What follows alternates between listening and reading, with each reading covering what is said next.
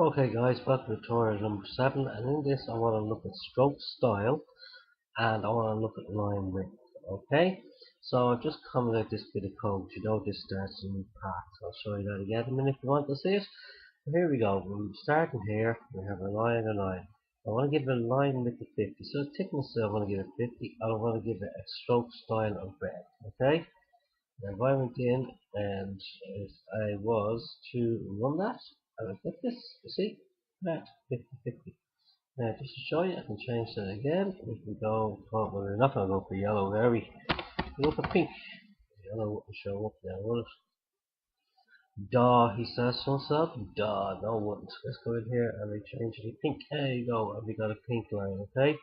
So that's just to show you what we can do. If I take this back out here, and if I save this, go back in here and refresh my page, what do you think we're going to get this time?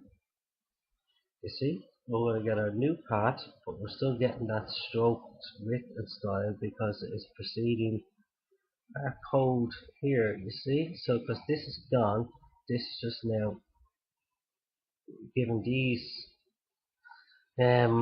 attributes to this path. Alright, thanks for joining me guys. See you in the next one. Take care. Bye bye.